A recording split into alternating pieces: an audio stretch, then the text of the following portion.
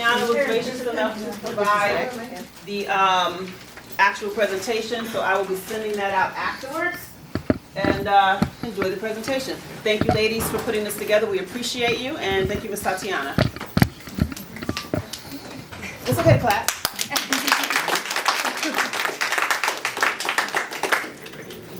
Okay, so I'm Devin. And I'm Karen. And we're going to be presenting on emergent readers. So this is a topic that we thought was specifically relevant to our setting in particular. A lot of our clients are working on decoding, sound letter correspondence, mapping, reading comprehension, regardless of their age level. We have kids that are 6 working on it, and we have kids that are 12 working on it. So it doesn't matter how old they are, every kid presents differently, and this is a topic that's relevant to all of them.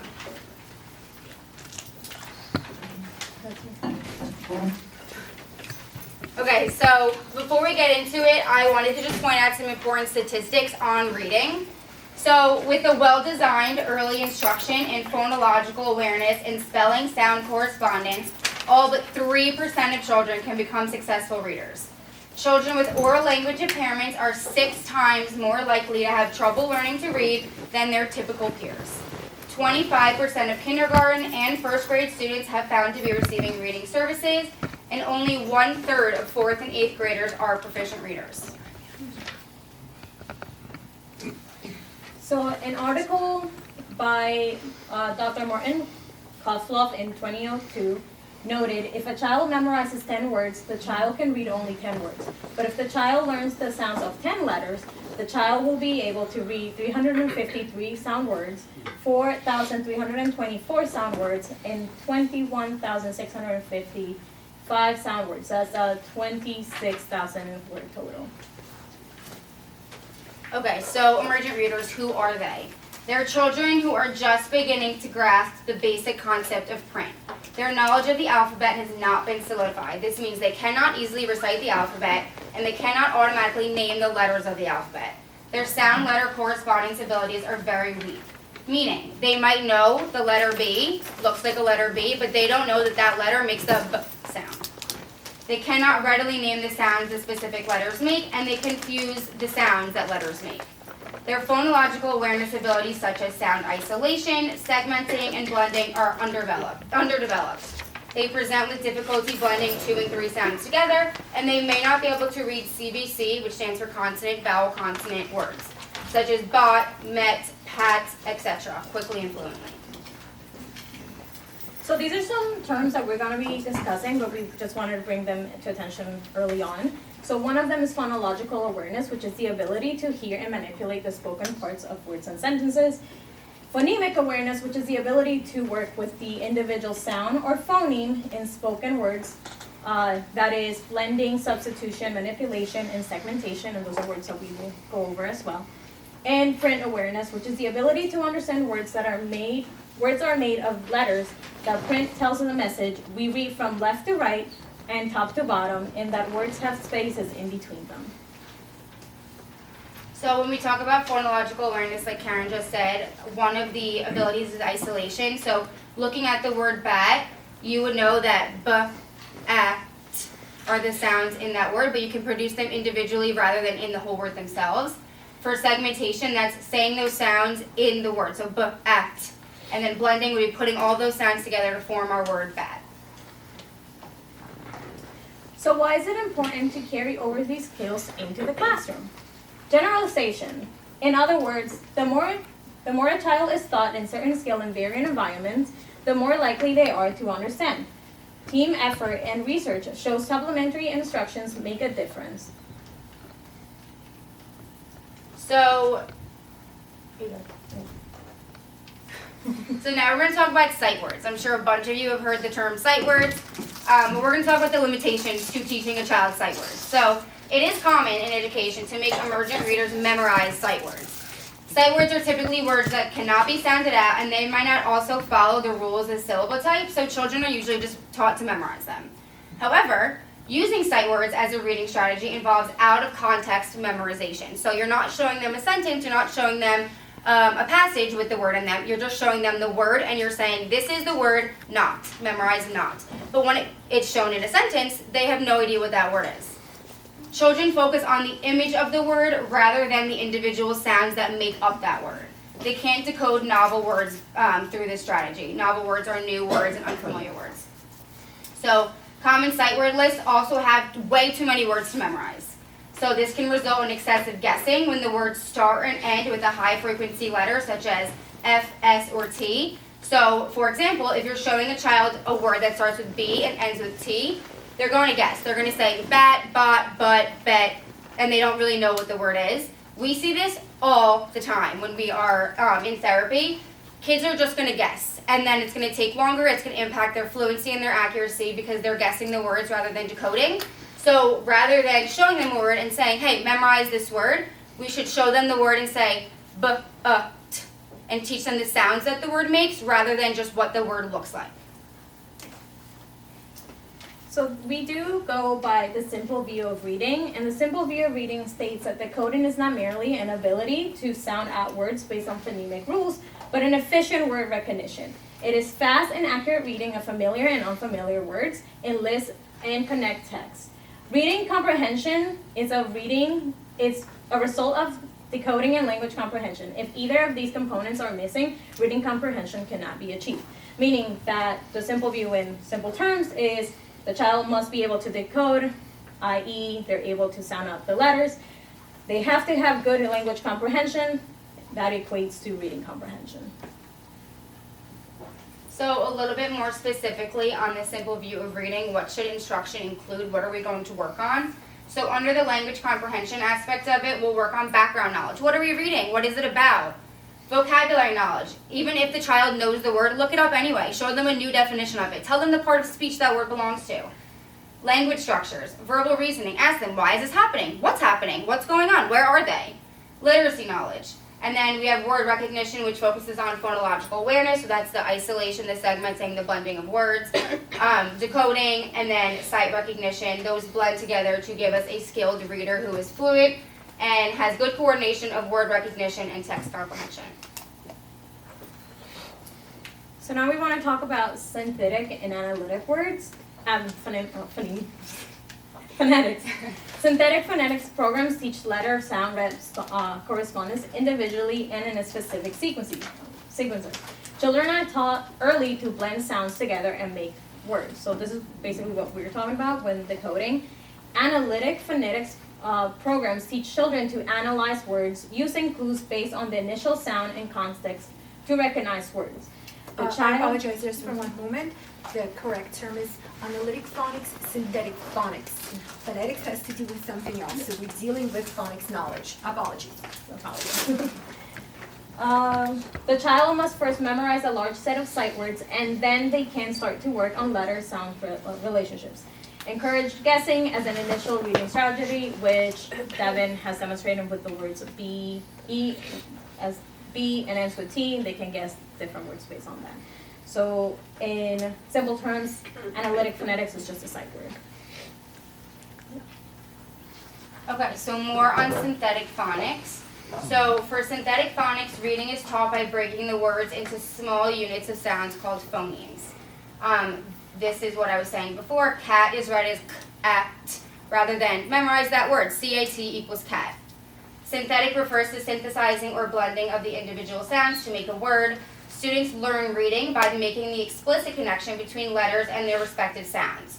So connecting letter symbols or graphemes with the sounds that they make. So this would be like the letter B makes the B sound. The letter L makes the L sound. Synthetic phonics teaches students not to guess the word, but to identify all the phonemes or sound in a word and then blend them together to make a word. So we do this in therapy majority of the time because we don't want our children guessing the word because that leads to confusion and frustration when they guess a word and they guess it incorrectly, and now we have to tell them, now you need to decode that word, and then they get frustrated. Why do I have to decode that word? I learned that this word is blank. That's not the word. Those aren't the sounds in the word we just showed you. Instruction is explicit and systematic. Explicit meaning directly teaching children the specific associations between letters and sounds, and systematic meaning we teach the letter-sound correspondence in a systematic way, beginning with simple letter-sound rules and then moving on to those more complex associations. So early phonics goals suitable for emergent readers would be letter recognition, so learning the letters of the alphabet, letter sound correspondence, which is learning the sounds associated with specific alphabet letters. As per UPenn Literacy Center suggestions, that we have a very specific way of teaching letter sound recognition, which would start with A, which is our most common word, and then ends with Q. This sequence was designed to help learners start reading as soon as possible. The letter that occur frequently is simple words such as A, M, T, are taught first. Letters that look similar and have similar sounds, B and D, are separated in the instructional sequence to avoid confusion. So that would be, for example, B versus P, L versus lowercase I, H versus N. Short vowels are taught before long vowels. For example, you would teach A as in bat, E as in bet, I as in bit, O as in bot, and U as in bot. And lowercase letters are always taught first, since these occur more frequently than uppercase letters. Modifications of sequence may be needed as learning progresses, and we'll go into more detail. So a sample session structure. You never want to teach more than one graphophonemic correspondence or high-frequency word pattern per session, and always review previously mastered graphophonemic correspondences and high-frequency words each session so that we know that information they learned previously is not lost. Introduce first those graphophonemic correspondences which occur more frequently in words. You want to initially separate the graphophonemic correspondences which are visually similar, and then integrate in later sessions to ensure that discrimination of those sounds. This also is applicable to struggling bilingual learners.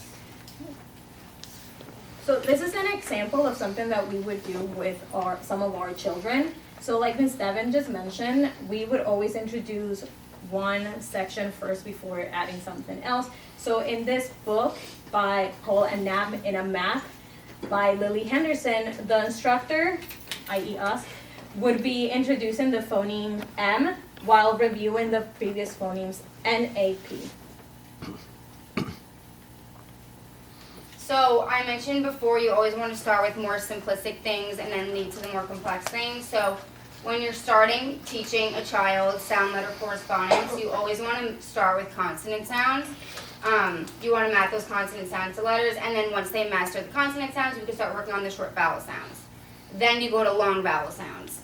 Then you could go to vowel combinations to represent single vowel sounds. So the double E, the EA, the IE for F. Then you could go to digraphs and trigraphs, which are two sounds that form to create one sound, or three sounds. And then you could do consonant clusters with 2 and 3 sounds at the beginning of word, and then you could go to consonant clusters to the ends of words. Then you could do silent letter patterns, then diphthongs, and then R-controlled vowels. And just to clarify as well, when we do short vowels, we do it one at a time. We don't mix the vowels because children are already confused. We solidify the knowledge of the vowel, let's say A, so the vowel A. We make sure we run through all the words with that.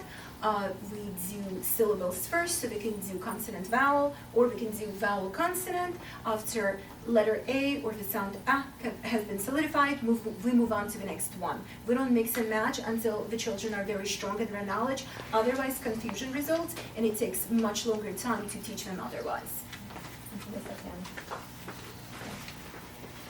So mapping sounds to letters can be very hard. The problem is that some children with severe learning difficulties learn to match sounds with specific letters. They often confuse the letters and sounds, sometimes naming the letter when asked for a sound. For example, if we're showing them an A and then we ask them to sound it out, they'll say B-A-T instead of B-A-T. The solution is that rather than focusing on memorizing the letter names when introducing them, prioritize teaching the sounds that the letters make. So instead of asking them like, what's this letter? Don't even tell them like, what's the letter? Just say, what sound does this make? This helps avoid confusion and improves reading skills. Show a lowercase letter and ask, what sound does this make? Make sure to also introduce the difference between consonant and vowels. So you might be wondering, where should I start? So you want to start with letter to sound mapping. So you want to very simply say, what sound does this make? And then you show them the book sound. Then you could go, like Ms. Tatyana was saying before, you could start with consonant vowel combinations. So you could do B plus A, C plus A, B plus E, and have them be able to form those two sounds together. Then you could do vowel consonant, which is the exact same thing, just starting with a vowel and then ending with a consonant. And then once they've mastered all of those abilities, you can go to CVC, which is consonant, vowel, consonant words. So like cat, bug, met. So this is another example of something that we would do with some of the children, very similar to the other one before. In this case, as you can see, is high frequency words, but then we have those CVC all scattered around. Very simple sentences. Okay, so approaches to blending sounds. So blending in phonics is just simply combining the sounds each letter makes to form a word. Sound by sound final blending involves blending individual sounds in sequence like d, a, d. There are pauses between sounds and they are combined at the end.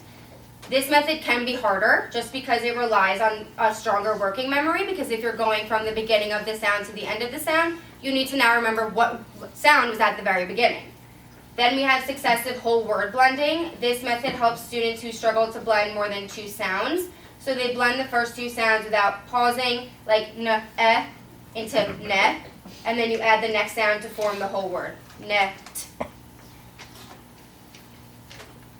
So this is one of our short videos for presentation on what does sound by sound final blending look like with one of our students.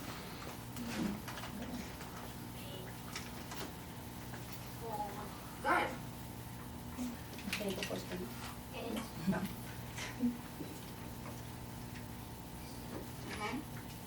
Say louder.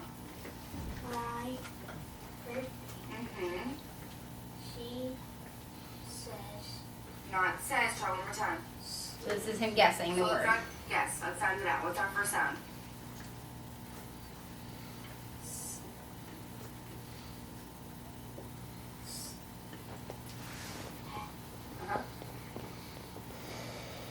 The last sound.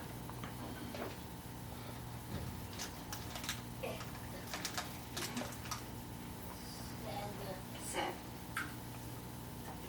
I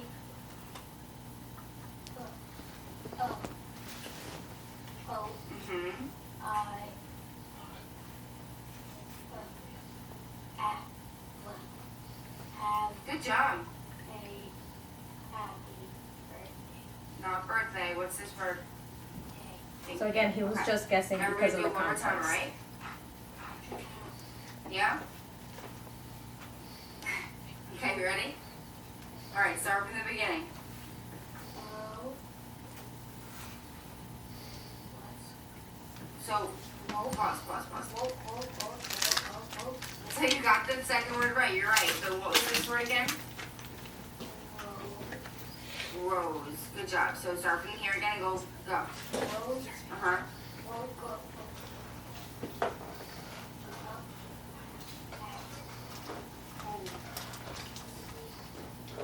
She Mm-hmm. came up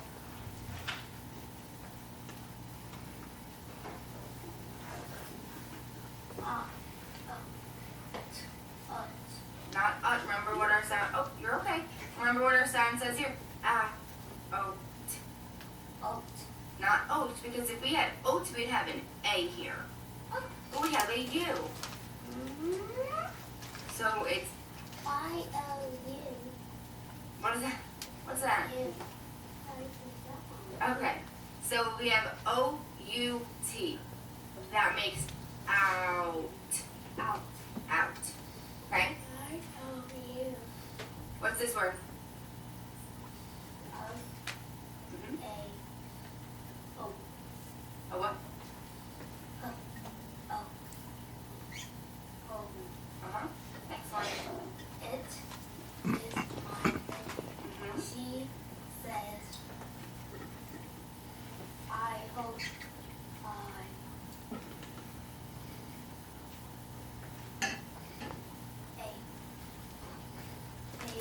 Not hey, remember what you said before.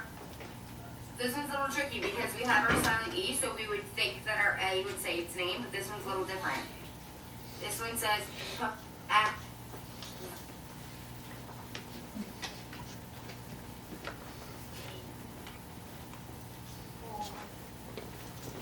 Right, and then this is a much shorter video of what the successive whole world binding look like.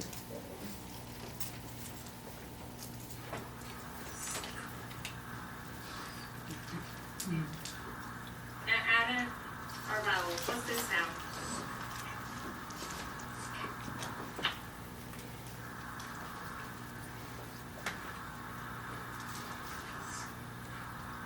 What happens to our vowel when we add a silent E? It says it's Name. so what's this?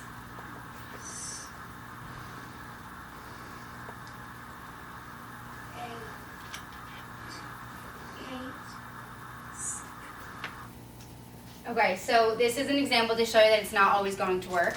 So we wrote on it, if you can't see, the word was skate. So we started by showing in the consonant cluster. And since he's never worked on consonant clusters before, we decided that for him, we would do successive whole word blending, so there was no pauses being taken. He wouldn't forget anything. And if you heard him, he blended them all he segmented them all perfectly. But then when it came time to blend the word, he eliminated our consonant cluster. So this is just a reminder that it's going to take so much practice, especially for someone who's just starting out and things are getting more complex. So never give up on our students. They usually have success, and it just practice makes perfect when it comes to reading.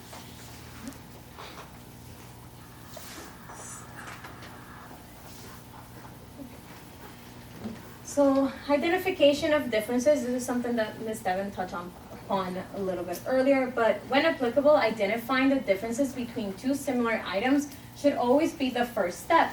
If a child lacks the foundational knowledge to understand why two things differ, we're hindering their ability to succeed. So an example would be, what's a consonant versus a vowel? CVC, so consonant, vowel, consonant versus CVCE, which just adds the silent E at the end, and homoglyphs, and we will go over that. So like Karen just said, before they can read it, you need to teach it. So this is an example of a worksheet we use very often when we're teaching silent E or long vowels. It's important to put the words next to each other so that the child can visualize the difference between cub versus cube. They look very similar. They have the first sound and the first three same sounds, only differing by the last one. So it's important to show them side by side so they could visualize the difference. Identification comes before anything else. If they can't identify the difference, they're not going to be able to understand why they're different. So for an example, teach them the silent E rule for vowels A, I, O, and U when introducing long vowels. So this is what our little friend was reading before. This is what we were working on, and it was just happened to be long vowels. So before we introduced this, we were using those worksheets like constantly until we knew that he could identify the silent E rule, and then we moved on to this. And as you can see, it has a pattern as well as rhyming, such as rose, woke, home, whole, and hope. So some more tips just to show the differences in the context of learning reading rules. So show a picture. Show them cub versus cube. They're two totally different entities, and show them that. You can also provide a definition. So you can tell them, this might be a little bit more advanced, but you can say the young of a fox, bear, lion, or other mammal, or a symmetrical three-dimensional shape, either solid or hollow, contained by 6 equal squares. It's important for our students to make a visualization of what they're learning also, because if they can't find anything to connect it to in their brain, they probably won't. So it's important that they make that connection, because that makes learning a lot more fun, and it also makes it more successful. We would just use a lot simpler words to explain it to them, but we would use a lot more simpler language, but the ideas are the same. So naming sounds is a lot harder than it looks like. And I know we have touched upon this, but this is like a portion that is very important. Have the student look at the below chart, so the alphabet, and produce all the consonants in order and skip the vowels sounds. Then have the students look at the below chart, again, the alphabet, and produce only the vowel sounds and skip the consonant sounds. So obviously self-explanatory, you would just go, what's this sound, so ba, sa, and then onward, and then just have them do the same with the vowels. So you might be wondering, how would you ever teach a consonant versus a vowel? We had the same question. We had no idea coming in here. But we've done it before. Teach the student what happens to our air when we make a consonant and a vowel. So, for example, b cannot be produced without stopping. I cannot say b, I have to stop. However, for vowels, you can go for as long as your air can hold. When a student's learning to identify vowels versus consonants, it's extremely helpful to have them try to make the sound continuously. If they can't, it's a consonant. If they can, it's a vowel. So I know I used the term before, but what is a homoglyph? So a homoglyph is two letters or symbol that resemble each other. And what's an example of that? It would be if you look at B versus D, I versus J, H versus N, G versus Q, Q versus P, P versus B, lowercase I versus L, N and M, V and W, and there are many more. And it also depends on the print that you use, so the type of book and the way that they use their font. How do we teach the differences? We put the two sounds together next and ask the child what is the difference do they notice, so visually.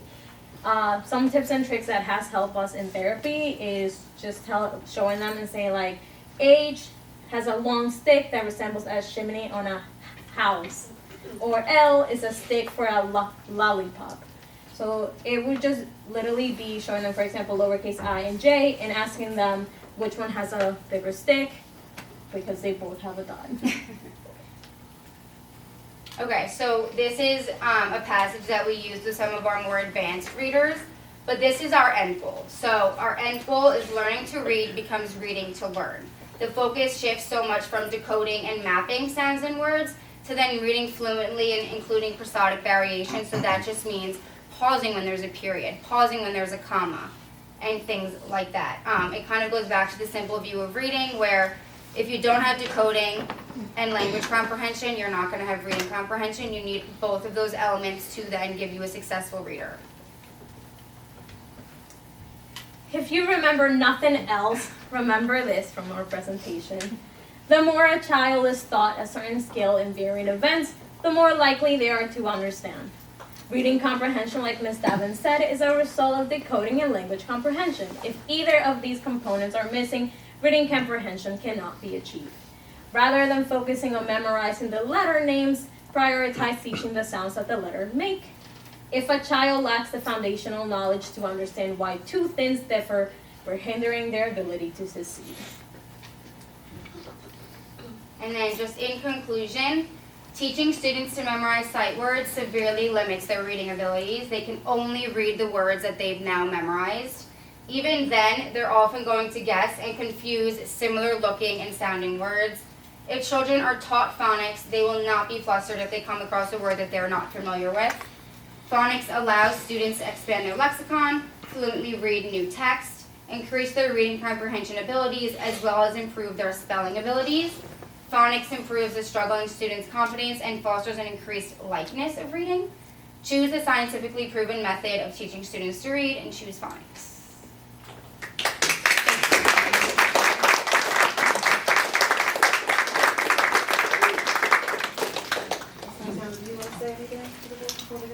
Yes, we just have a quick question. Does anybody have any questions? Yes, Ms. Stephanie. Well, I want to say excellent job. Congratulations. And for me personally, I feel like working at a school that has no curriculum, I just got validation that I'm doing the correct thing, so thank you for that. Also with that, I think a lot of people, if you're not doing this or thinking about it, I'm on my umpteenth round of kids and I only get as far as beginning sounds. So that's as far as we get. But I appreciate all this information. And I realize now with my sight words, I'm gonna just do 3-letter sight words. And thank you, very helpful. Thanks, Ms. Thank you, Ms. Stephanie. Anybody else? Anything else? I have a question. Yes, please. Before, in the beginning, when they were saying 2, 3, and 4 words, sight words, is that referring to like syllabic? Yeah. Like Yeah. monosyllabic and Yeah. syllabic words. Yeah. Yes, so monosyllables, just, one syllable, and then disyllabic is 2 syllables, and multisyllabic is 3 syllables, or 4, or what have you, yes. Anybody else, please? Yes, please. A lot of our kids as a way of scaffolding, of helping them through other things that they need to work on, are doing like iReady or what's the other one? I know it. In which the machine will read to them and highlight text. Is that useful or counterproductive? So the issue is, at the end of the day, the kids need to learn how to read. Because reading is life. If you can read, if you can decode, you've succeeded. So depending on what software they're using, and initially they may have no other choice because that is their accommodation and there's Right. nothing left for them to do. In reality, we want to get them independently to a state where they can decode on their own and maybe having that reading supplemental when their skills are still quite weak. But the end goal is never to have the student listen to something because according to the cognitive load theory, your brain can only Listening or handle decoding. so much information before it runs out of steam and you forget everything. So your working memory, your processing is going to be working overtime when you have a very impaired child who cannot read. Having that text and the ability to decode that text reinforces the brain's ability to understand that information. Otherwise, unfortunately, too much information is being presented to the child that they have no way of catching and understanding, which is why the end result should always be, the ideal goal should always be independent reading. Thank you. Anybody else? Clarification. Hold on a second, Mr. J. Miss Ed had a question. Go. I was just wondering where we might be, or maybe at another time you might be able to guide us in the direction of where we might be able to access materials that help support this information. I thought this was amazing, by the way, because I've worked with kids. So yes, we can, so for example, our school has access to this. This is exactly what we use with certain kids, including even in your classroom when a certain child is going to come back. But we can absolutely show you. It's actually an excellent thing we use for decodable readers. So we do absolutely do that. We will absolutely show you. Yes, Mr. J. I just want to clarify if I heard you right. Is learning sight words counterproductive, useless, unproductive, or it's pointless? Which one is it? All right, it's a little bit more complicated than that. So sight words are now called high-frequency words. Yeah. So in the beginning, after we teach decoding, there's a certain amount of words will be high-frequency words. They will need to be memorized, but only initially, because there is no other choice. As the children are learning new information and incorporating new knowledge, all words become sight words. To me, anti-disestablishmentarianism is a sight word. It really is. It's a high-frequency word to me. I know exactly what it says, how to decode it, and what it actually means. To our children, certain high-frequency words in the beginning will need to be memorized, but as they're learning more, they're going to be more incorporated into their knowledge set, and they're going to become familiar. But they still need synthetic decoding, they still need synthetic phonics in order to read. But no, memorization of sight words, exclusively sight words, without any form of decoding abilities, is completely counterproductive. Counterproductive. Only memorizing. So Anybody isn't it else? theoretically it was proven that learning sight words are obviously learning how to read? Who is the author of Dolch?